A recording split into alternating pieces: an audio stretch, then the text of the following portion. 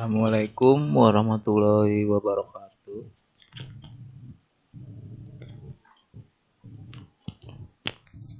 Iya, perkenalkan nama saya Izzat Anaf.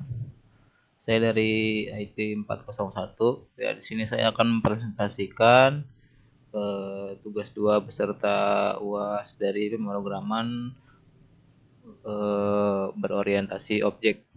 Ya, langsung saja masuk di nomor 1. Ya, di nomor 1 itu di sini ada ininya ya, kayak flowchartnya itu ya. Di sini ada administrator aplikasi absensi, terus pengambilan sidik jari, data karyawan, data shift karyawan, terus mesin absensi itu sendiri, pemindahan data, analisis data, laporan overtime, laporan absensi harian buat komputer karyawan dan login sistem. Nah, jadi penjelasan flowchart tersebut, tentu itu administrator aplikasi absensi akan mencatat data karyawan dan data shift karyawan serta melakukan pengelolaan data absensi. Nah, di pengambilan sidik jari itu proses pengambilannya, contoh sidik jari setiap karyawan dan pemasukan data sidik jari ke dalam sistem. Data karyawan mencakup nomor induk pegawai, nama karyawan, shift karyawan, dan contoh identifikasi sidik jari. Data shift karyawan mencakup aturan jam kerja seperti jam masuk, jam mulai istirahat, jam selesai istirahat, dan juga jam pulang.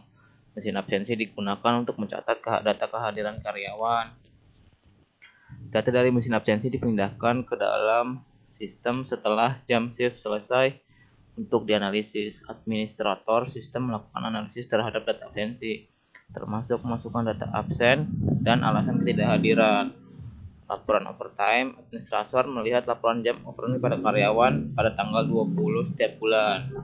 Laporan absensi harian untuk masing-masing karyawan dapat dilihat oleh administrator dan manajemen PT Himatika. Karyawan dapat mengakses buat komputer untuk melihat laporan absensi dan laporan overtime mereka sendiri. Pengguna harus melakukan login ke sistem absensi sebelum dapat mengakses laporan dan informasi pribadi. Nah, nomor 2 itu berdasarkan kasus dasar, salah satu framework yang digunakan yaitu framework root cause ya, teman-teman.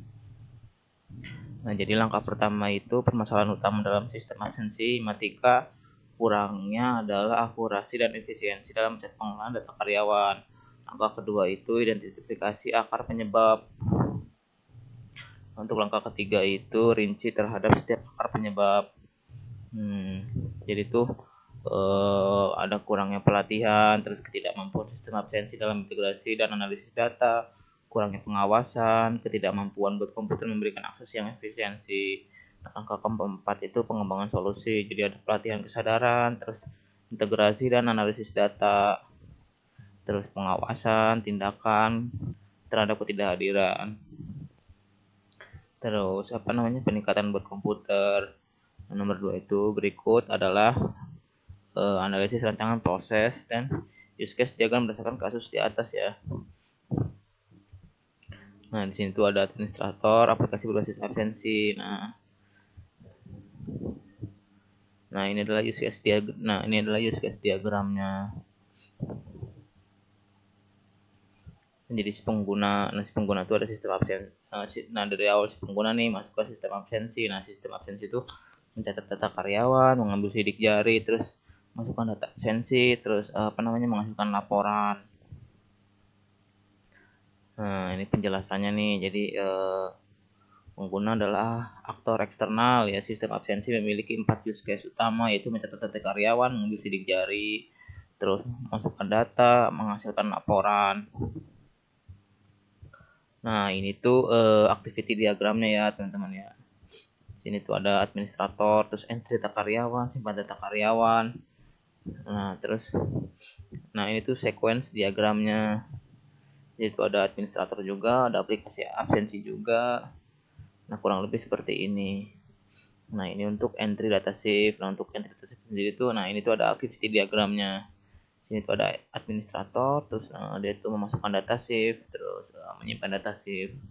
Nah, ini tuh sequence diagram dari ini ya. Nah, yang tadi. Nah, sini juga ada entry absensi karyawan. Nah, ini tuh activity diagramnya. Nah, ini untuk yang pulang tidak sesuai dengan waktunya nih, teman-teman nih. Si administrator itu mengecek waktu pulang, terus pengisian data pulang. Ini juga ada sequence diagramnya. Nah, ini laporan absensi seluruh karyawan. Nah, ini untuk laporan overtime seluruh karyawan. Ini ada laporan absensi per karyawan.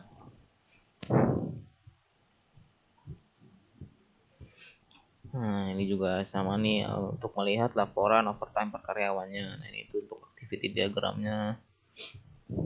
Nah, ini untuk sequence diagram. Nah, masuk ke bagian 3 itu ada kelas karyawan. Nah, kelas karyawan itu terdiri dari nomor induk, nama, shift, sidik jari, terus set nomor induk, terus shift,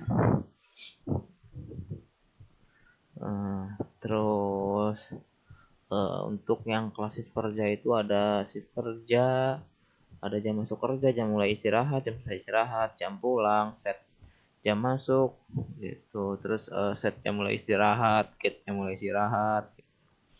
Nah, ini untuk kelas raw data absensi. Ada karyawan, ada tanggal, jam masuk, jam keluar, set karyawan, gate karyawan, set tanggal, gate tanggal, set masuk, gate jam masuk, set jam keluar, dan gate jam keluar. Ini juga ada kelas data absensi. Nah, untuk keterangan itu sendiri, kelas karyawan mempresentasikan karyawan PT Matika dengan atribut seperti nomor induk, nama, shift, contoh identifikasi jari. Nah, kelas ini tuh memiliki setter dan getter untuk setiap atribut. Kelas shift kerja mempresentasikan shift kerja karyawan dengan atribut seperti jam masuk, jam mulai istirahat, jam selesai istirahat, jam pulang. Kelas ini juga memiliki setter dan getter untuk setiap atributnya. Kelas raw data absensi mempresentasikan data dan mempresentasikan data mentah absensi karyawan dengan atribut seperti karyawan, tanggal, jam masuk, jam keluar. Kelas ini memiliki setter dan getter untuk setiap atribut. Nah, terus untuk kelas data absensi mempresentasikan data absensi yang telah diproses dengan atribut absensi yang merupakan array dari objek data. Raw data absensi. Kelas ini memiliki metode untuk menambahkan data absensi dan mendapatkan data absensi. Nah, untuk state chart diagram proses absensi pegawai. Nah, ini dia nih ya state chartnya. Nah, untuk state sendiri tentatif state awal saat sebelum jam masuk.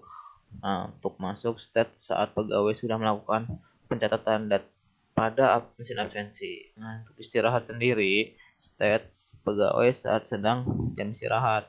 Selesai istirahat state saat pegawai setelah istirahat dan kembali bekerja. Nah, untuk state pulang, state saat pegawai telah mencatat waktu pulang. Nah, untuk transitionnya masuk transisi dari tentatif ke masuk saat pegawai mencatat diri di mesin absensi.